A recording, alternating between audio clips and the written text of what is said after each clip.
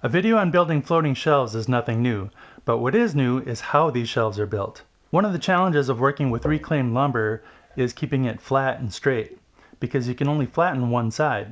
In this video, I'm going to show you how I overcame those challenges and the special router bit I used that made assembling these shelves as easy as putting Legos together. Welcome to the Woodshop. My name's Brett from Brett's Basement Woodshop. Thanks for tuning in. I'm sure you've seen the miter fold method for turning plywood into three-dimensional shelves. If you haven't, just do a YouTube search for miter fold. It's everywhere. But with this old weathered wood, that method would have been impossible. Here's what I did instead. These are all the boards I'm going to use for the mantel and shelves. And this is reclaimed lumber. It's all white oak. And these are the offcuts from timber mats that were originally 8x8 really long heavy beams. So this wood spent its service life on the ground, so it's really dirty. It's full of sand and grit and dirt. It needs a really good cleaning. And normally I would do that outside because it is such a mess, but it's 16 below zero right now in the middle of January, so I'm going to be doing this indoors with just a wire brush and a shop vac. The client I was working with wanted a fireplace mantel with a rustic reclaimed look and matching floating shelves. Solid beams of reclaimed lumber are hard to come by and crazy expensive, not to mention heavy. But my goal was still to make something that looked like a solid timber beam, but hollow inside. Here's what I came up with. The faces of the shelf are made from real hardwood, good, solid wood that developed a gray, weathered appearance over years of laying in the dirt. That color is really hard to fake. Now, normally you joint and plane your boards to get a uniform thickness with parallel faces and squared off edges. But like I said, in order to keep that weathered appearance on the outside, you can only plane smooth the backside. If I were to just plane one side of these old boards though, I'd be exposing new wood to moisture changes, and I'd run the risk of the boards warping and twisting, which would make it really hard to work with. So I thinned the boards down through the process of resawing, first on the table saw, and then on the bandsaw, and finally I took them down to a 1/4 inch thickness on the planer. That gives me two faces from the same board, doubling my yield. Then I laminated those to 1/2 inch plywood, resulting in 3/4 inch flat and stable rustic boards. Now, before I dive into the joinery, I want to give you a lay of the land on how these shelves are put together, so it all makes sense later on. For these shelves, I only need two materials. The plywood laminations I just made for the top and bottom. Mine are 3/4 inch, which is perfect for the router bit I'll be using, and a piece of solid hardwood for the front face that matches the laminated plywood. This can also be 3/4 inch, but you can go even thicker if you want. I can't take credit for this idea. I came across a video by Jordan from Everyday Builds. I'll link his video in the description. He used a glue line router bit so that the pieces would fit together like a puzzle. The bit he used is over $100 though, so I went and found a similar bit that does the same thing for about half the price, from Find By Tool. You'll find a link to that bit in the description also. Alright, let's talk about the joinery. When I'm setting up the router, there are really just three things to keep in mind: how the material passes through the bit, the depth of the cut, and the height of the bit. To make that 90-degree joint, I run the top and bottom panels flat on the table, and then the hardwood facing pieces go through on edge. You'll see this in action as we go along. As for the depth, it's pretty easy. You want the top tooth of the router bit to line up in the same plane with the fence. Take a straight edge and slide it across the fence, and when the tooth is barely grazing it, you've got your depth. The height of the bit is something you'll have to fine-tune based on your material thickness. It might take a little trial and error. Now let's get to the fun part, the build. First, I cut everything to size and give it a once-over to make sure there's no damage. Then, I like to use blue painter's tape to mark which sides are going to be visible. I also put an arrow to show which way the front edge is going to face. This helps me run everything through on the router the right way. I start with the top and bottom panels. They're easy to run through because they sit flat on the table.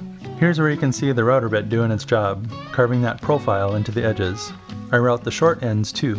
Next up, I route the joinery into the hardwood face trim. I've already planed these on the backside and left them fairly thick. I also ripped them to 2.5 inches, so there'd be about 1 inch between the top and bottom panels for the mounting structure to slide into. More on that later. Because both ends of the shelf will be visible, I made sure I had enough length to cover the length of the shelf plus both ends plus about an extra inch on each side that will be trimmed off later. Once I got the front faces routed just right, it was time to start cutting the mitered corners. As I said, I left them a little long so I can trim them down after the assembly.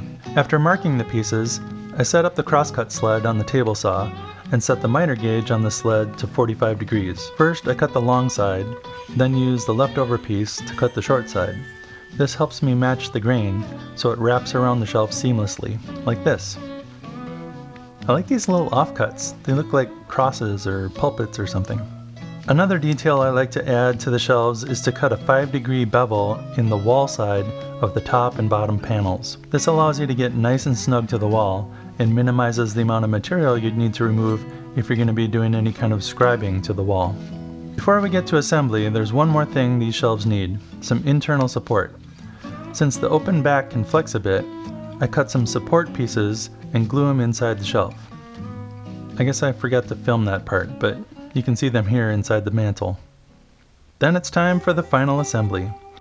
First, I glue those inner supports to one of the panels with CA glue, making sure they won't interfere with the other pieces going together.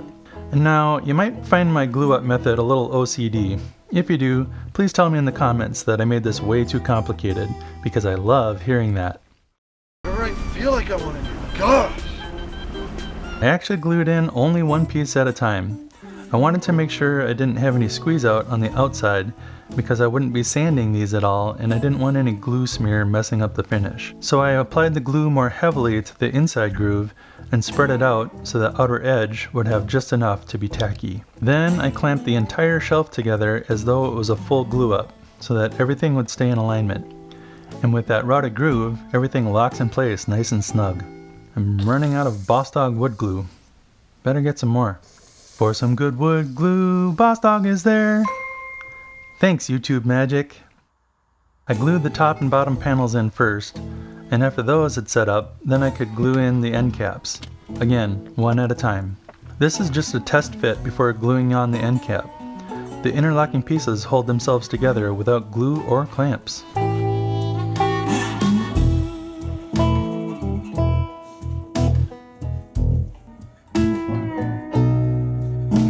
Oh yeah, and if you like these adjustable saw ponies, I've got an upcoming video showing how these are made. And they're stackable too, so they're great for a small shop.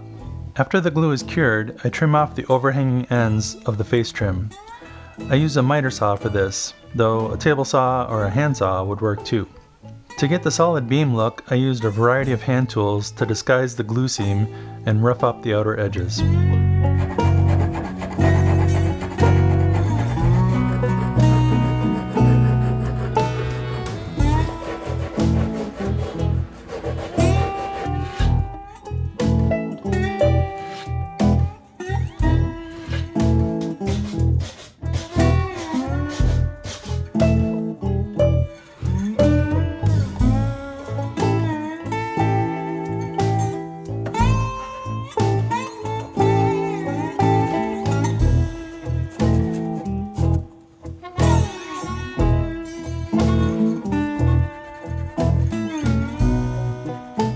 What do you think? Was I successful?